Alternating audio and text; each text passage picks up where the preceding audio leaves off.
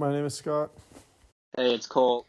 And I'm Chris, and today we'll be talking to you about sports law. Sports law is a specialized practice focused on legal issues pertaining to the sports industry. Sports law addresses many things in its wide range of subjects. Sports law touches on tort law, contract law, constitutional law, labor laws, tax and discrimination laws, and many other aspects of the law that come up in the sports world. Sports law is an extremely important part of the sports themselves, as without many aspects of sports law, professional sports wouldn't be the way they are today. Signing players to a team, managing salary caps, advocating for sports health, and so many other aspects are all such crucial parts of sports. All these things are heavily intertwined with law. These things and many more we will cover throughout the rest of the presentation. So, sort of building off what Scott just said, we're going to start it off with how sports law is relatively big. It has a lot of topics under it. It's a big umbrella. It's many different issues, but the ones we'll sort of focus on today are labor law, contract issues, unfair competition and antitrust law, as well as torts. And, labor law is sort of like the players, they're working at such a high level, they don't want to overwork and exert their bodies to the point where they'll get hurt or not be able to play again. And there's the contract issues where you set salary caps and salary minimums for players, and that's just a pretty big one, how all the leagues sort of have their own collective bargaining agreements, which we'll talk about.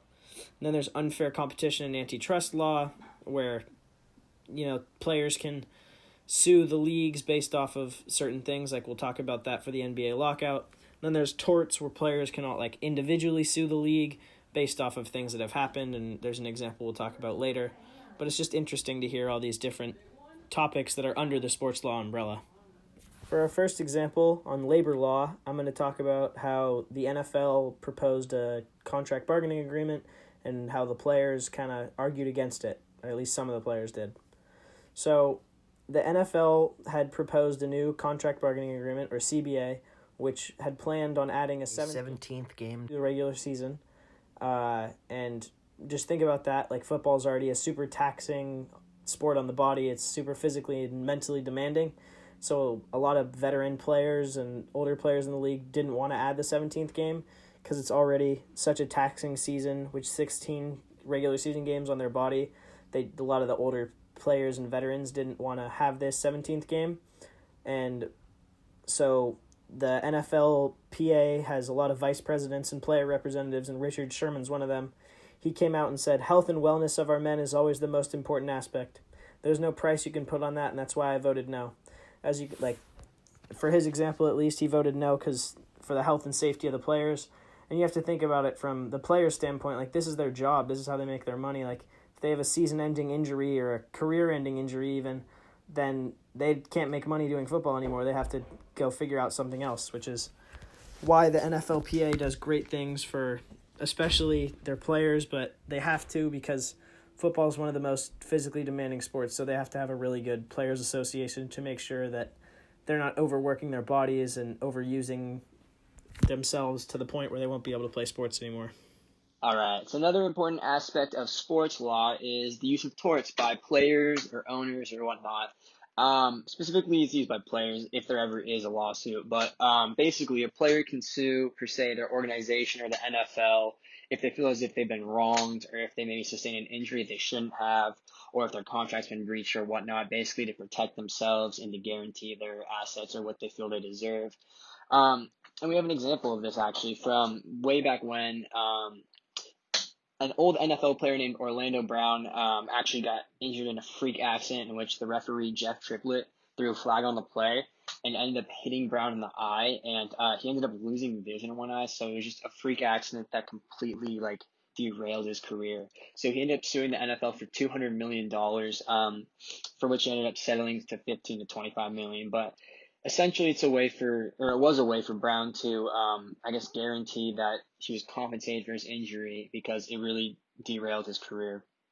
So just like Brown did, players in pretty much every league can use lawsuits to right the wrongs that have been done upon them, and essentially it's what makes sports more stable for the players themselves, and it's a really important aspect of sports law. All right, so next up, we're going to cover contracts and the issues and disputes that can come with them and the way they're handled by the organization or the franchise that a player plays for. So, an important thing to note real fast is just that when it comes down to, issues or disputes over contracts and the way that a player performs underneath their contract, usually the organization they play for, the league, has the upper hand if a player does something wrong. So, a player doesn't have much wiggle room when it comes down to it. Going into a specific case or specific example that we'd like to show is an example of J.R. Smith, who many people know. He played with the Cleveland Cavaliers most recently. And while he was on the Cavs, he decided to get a Supreme tattoo on the back of his right calf, which seems like it'd be totally fine. However, it's not. It actually violated his contract of supporting brands that the Cleveland Cavaliers, were not affiliated with, because the Cavs and the NBA were not merged, or not in a deal with Supreme, so they were not involved with each other. So every time he stepped out on the court, it was as if he was advertising for Supreme. So the NBA had a big problem with that. They said every single game you go out there with that tattoo, that we can all see it, you're going to get a fine. So every single game, JR had to cover it up until he decided just to get it removed altogether. Next up, we have another example of a issue with the contract and dispute with the league. And going back to the NBA, we have the case of O.J. Mayo, and we're going to hear about that in the video real fast. O.J. Mayo has really fallen from grace since being pegged as the next LeBron James. The NBA announced Friday Mayo has been, quote, dismissed and disqualified from the league for violating its anti-drug policy. He will be eligible to apply for reinstatement in 2 years. The 28-year-old would have been a free agent this offseason after spending the past 3 seasons with the Milwaukee Bucks. He averaged 7.8 points and 26.6 minutes played per game in an injury-shortened 2015 and 16 campaign. So O.J. Mayo, I find to be an example of, or rather an extreme example of, what could happen to a player if they violate their contract. And it's really a good example of the legal aspect of it and how he's completely banned from the NBA and he has to apply for reinstatement. It doesn't mean he will be reinstated, but just what can happen if a player does do something wrong and what can happen to their contract. So for competition and antitrust law, I'm going to be talking about the NBA lockout and how that pertains to competition and antitrust laws.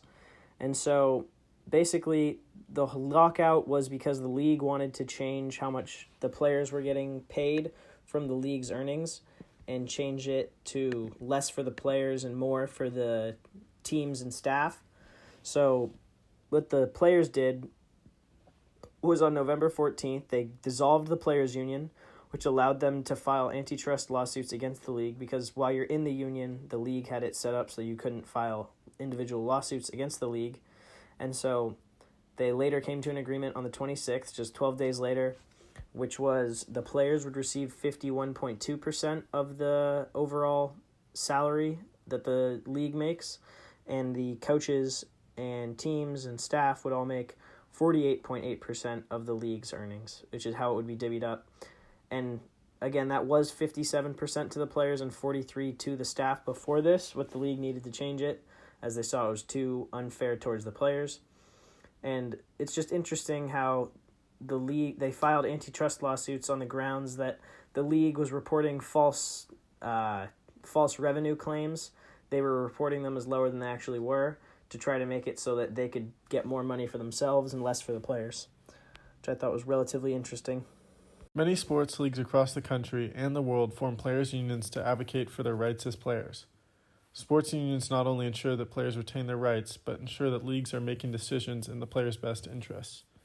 Many leagues from the NBA to the NFL have formed unions. Unions have been historically used for issues over salary, player safety, players' rights, and many other issues.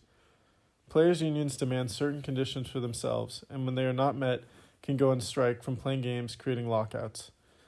Lockouts can last as long as it takes for the players' union to come to an agreement with the league.